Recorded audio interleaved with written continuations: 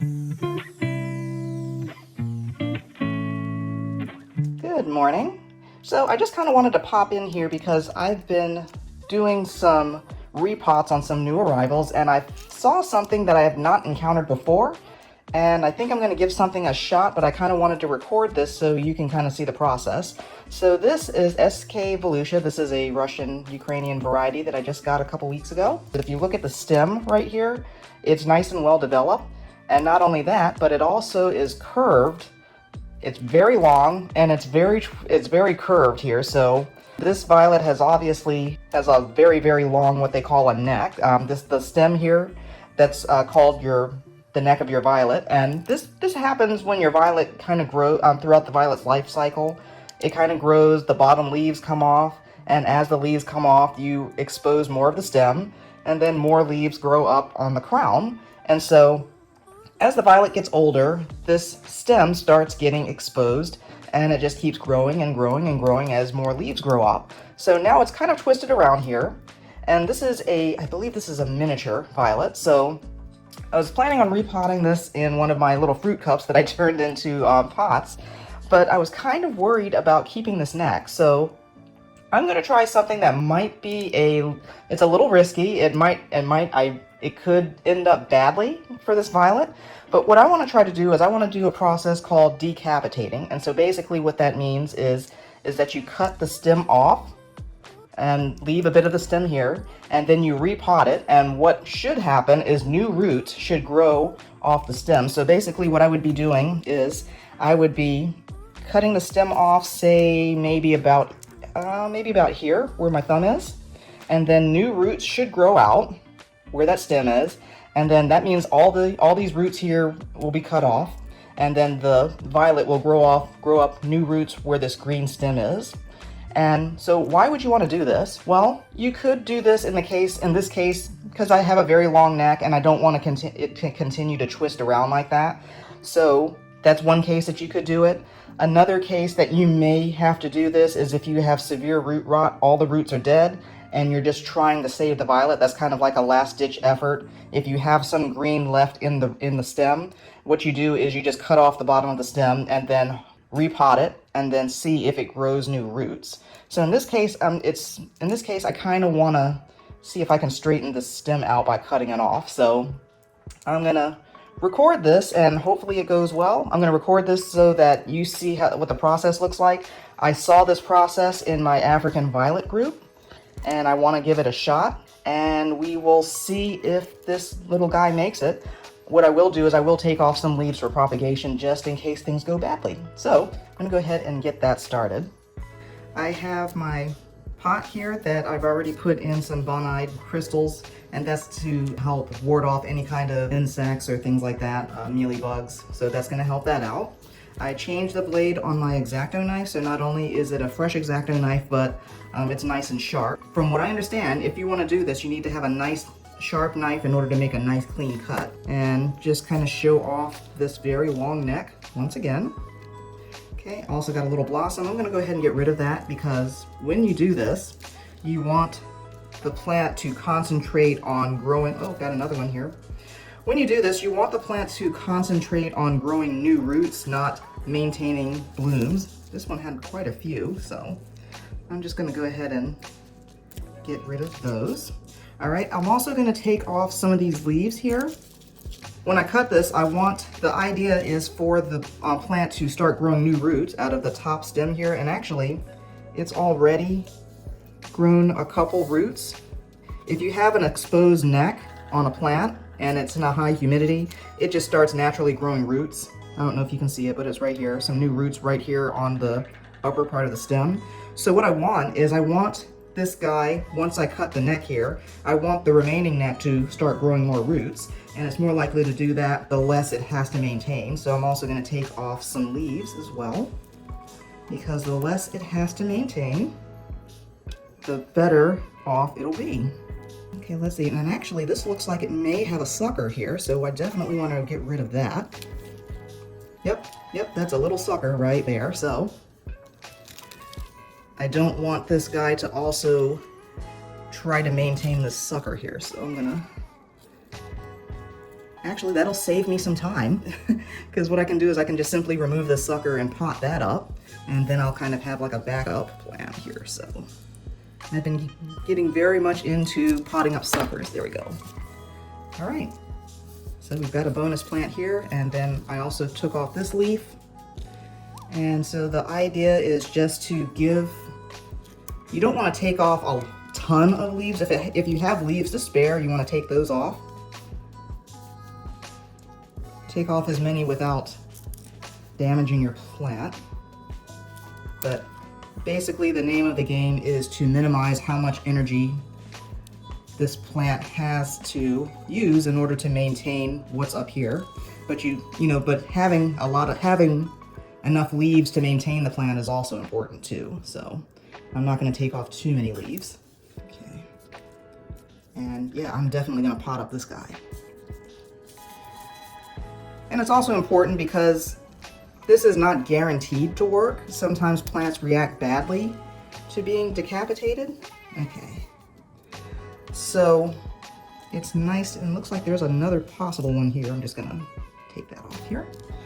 Sometimes plants react badly to being decapitated, so I've got a couple insurances over here just in case this goes badly, and if not, then I have some extra new plants, which I love. Okay, so now the idea, and I'm just gonna go ahead and spray some alcohol on this anyway, even though it's a nice fresh blade. All right, so going by what I saw at my club, you wanna choose where you wanna cut the neck. I think I wanna cut it like maybe right here, so that gives it enough support to stand up when I put it in the pot, but it's not this long twisted thing here. There was this, in this example that I saw, it was like a very long neck. It looked like a corkscrew, and so it definitely needed to be trimmed down some. So, and just gonna cut it just like that. And it's still green. Make sure that it's still green down here. All right, and so now that root ball can go away. Now what some people do is sometimes they scrape the neck here, kind of cut it a little bit or scrape it. And from what I understand, you do that in order to encourage growth hormone. So, the plant kind of detects it. Well, obviously the plant detects this as damage, but like along the stem here, it detects that, hey, there's some damage here, so we need to grow some new roots. So this is kind of signaling to the plant that, hey, there's some damage here. And looks like there's another sucker here. I am going to go ahead and, this is a miniature plant, and so sometimes it's a little hard to maneuver little miniature plants. All right. I did a whole video on how to handle suckers, so I might link to that video there, but you can generally tell when a sucker is that, for me, the dead giveaway is if you have a leaf that's growing upside down, just like this one. So that's because it's growing its own rosette on the side of the leaf. So you know what? I might not bother with this one, so I'm just gonna take it apart because I already have one, and so I'm just not gonna really try to get that one intact there. Just cut it away. So I'm hoping that this particular one will have a good chance of rerooting now that I've done this very radical surgery on it. I am a little nervous about it because this is my first time doing this. And if you are doing this for the first time, I don't blame you if you're a little nervous about it and you're kind of like, you know what, I'm just gonna keep that ugly twisted neck because I don't want to kill my plant. And I completely agree with that, but this is I'm going into my second year with these African violets, and that's not a lot of time, I guess, but seen them do some pretty gnarly stuff. So that's why I'm a little bit braver in trying this. So I just want to give this a shot, and I also have some assurances in case it goes wrong. All right, so I've got my potting soil here. I've got my wick already in there, and while I'm doing this, I may as well go ahead and wick water. All right, just gonna create a little hole here. I love these metal chopsticks. It's become one of my favorite tools. It's great for, doing little holes and also helping to plant the stem. Okay, so, And you know what? This might be a little too big. Yeah, I believe this is going to be too big. So I'm going to get a smaller pot. Because the danger with using pots that are too big is that you end up drowning the plant. So I'm going to use this little solo cup that I use for plantlets, you know, brand new plantlets that I'm propagating. Put a little bit of dirt in that, so that way it can kind of grow into it. And I'm also going to put a little systemic in there so that when the roots grow in there, it'll have that insect repellent going. And this will just fit it better now that it doesn't have that great big old long neck. Put a tiny little hole in there with my metal chopstick.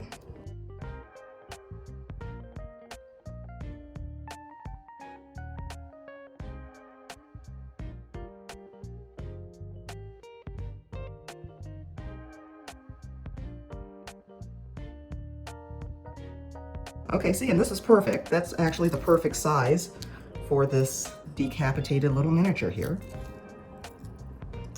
And it just sounds like a terrible word, decapitation, but basically that's what you're doing. You're just taking the head of the violet, getting rid of the bottom. It's all twisted up, and putting it in fresh soil. Okay, so now, fingers crossed, all I have to do now is water this guy.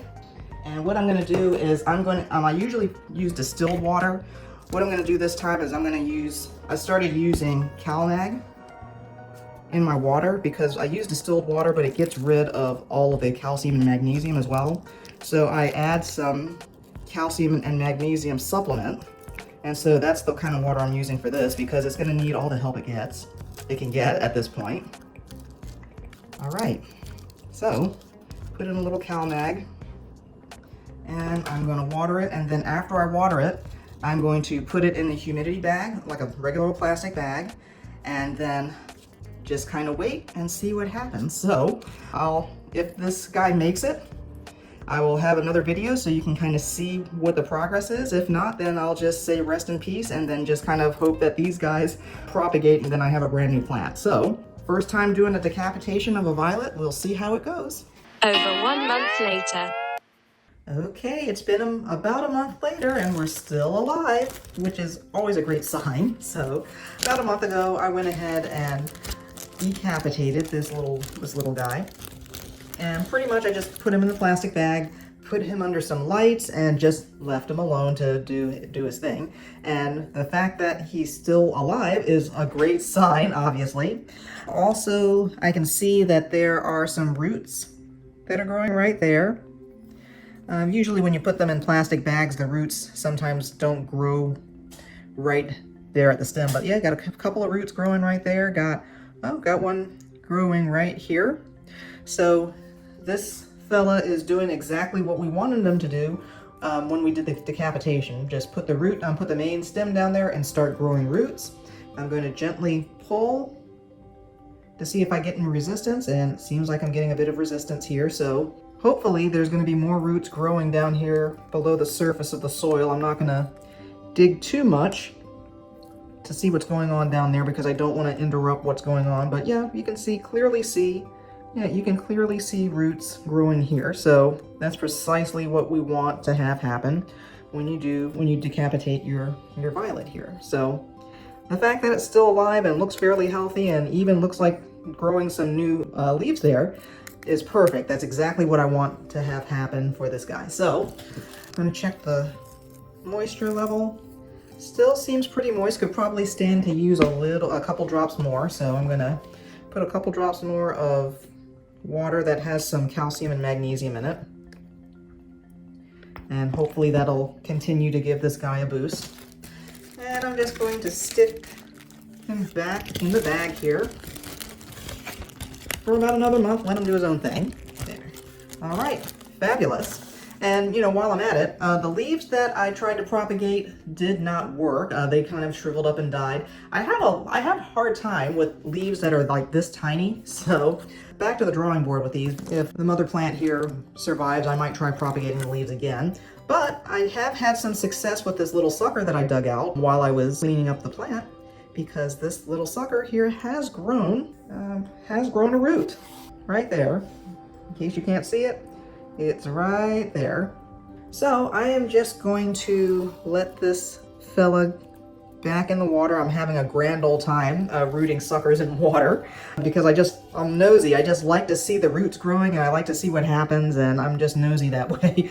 And so I'm just going to wait until there's more than one root on this fella, try to keep the water level there and make sure that the roots are getting more complex, and then I'm going to transfer to soil. So this fella is going to stay in the bag for about another month, and I'm going to see how many roots I can get this fella to grow. 4 to 6 weeks later.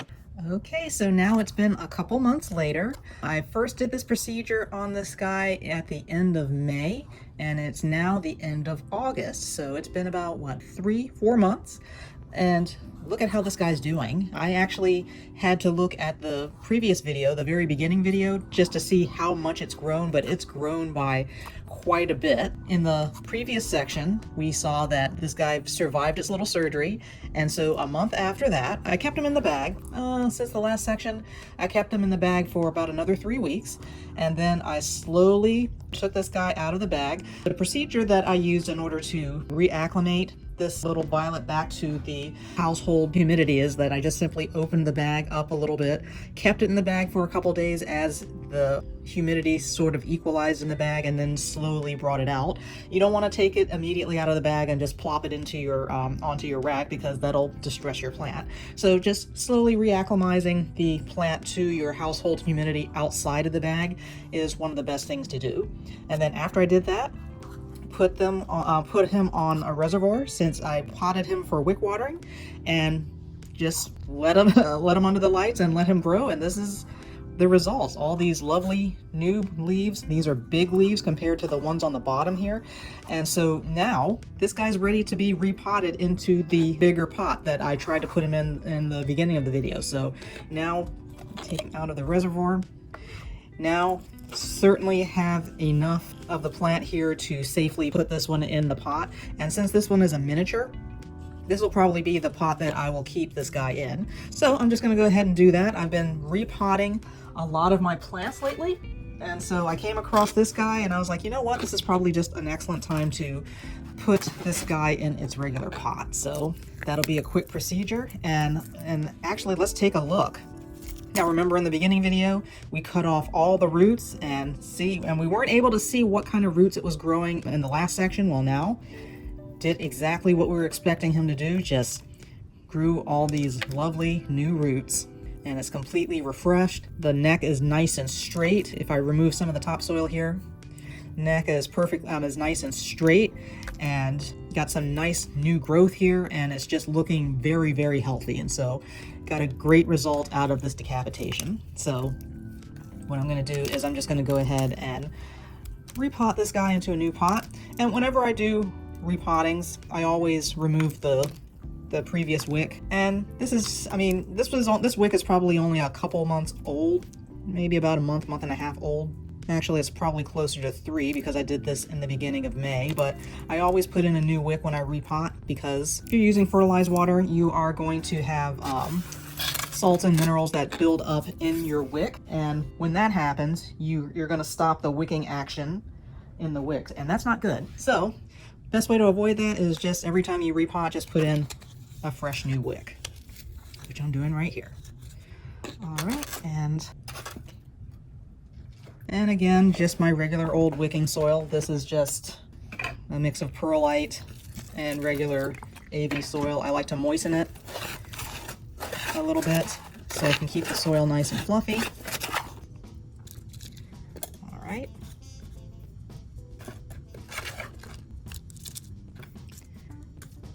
All of my plants I put in bonite systemic, and that keeps down the fungus gnats and some of the other annoying pests that you can get in your violets.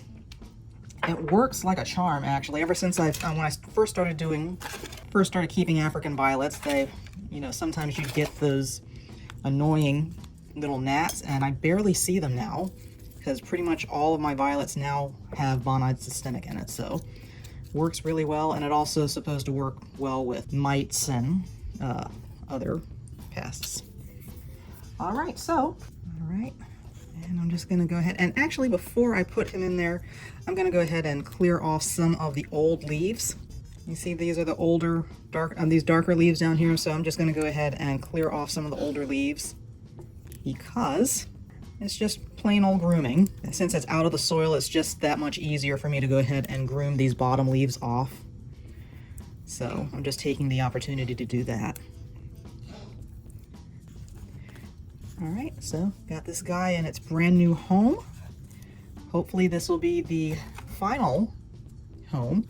This is a miniature, so it's not going to grow a whole lot bigger than that, or they're not supposed to grow a whole lot bigger than this. So this is actually a good size for this one.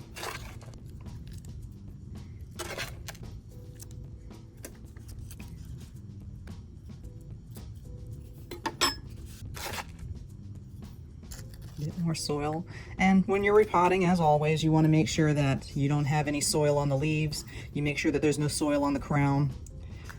Make sure that the stems are cleared of soil, because that encourages rotting, which you don't want. A little bit more here.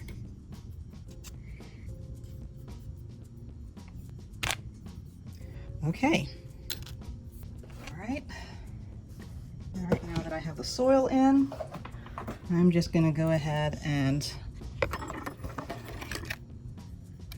water the soil. Oh, most importantly, I'm going to make sure I put the label on this because we don't want to forget who this guy is. I love these little fruit cups. They make great pots for miniatures. And a little calcium magnesium water. And that's pretty much it. And ever since I did this one, I've actually did the same process on I think 3 or 4 of some of my other violets. There's this one violet that was looking a little peaked, flowered a lot, but some of the leaves were looking kind of tired, so I did a decapitation on her. Did one where the neck was a little bit twisted, did a decapitation on them. So there was about like maybe 3 or 4 violets that I've done this procedure on.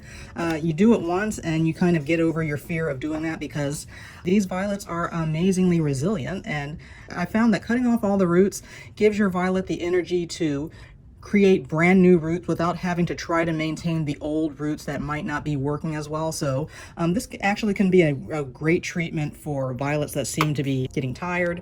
Some growers I know do decapitations for violets that they get from other growers as a way to ensure that they don't get things like soil mites into their collection. So that's one way to ensure that you don't get an infestation of soil-based pests, is to get rid of the roots. And of course, this is also a good way to try to save your violet in case you have something like root rot that's going on. So just cut off the rotting roots and do a decapitation and see if your violet responds. But I'm glad I went through this process. I'm glad I got a chance to record it, because once you get over the initial nervousness of actually looking like you're butchering your violet, you find that there's a lot of great uses for this technique. So if this is something that you feel like you want to experiment with, or something that you want to do either to save your violet or revive it, I hope this gives you a little bit of courage to go ahead and try it. So, thanks for watching.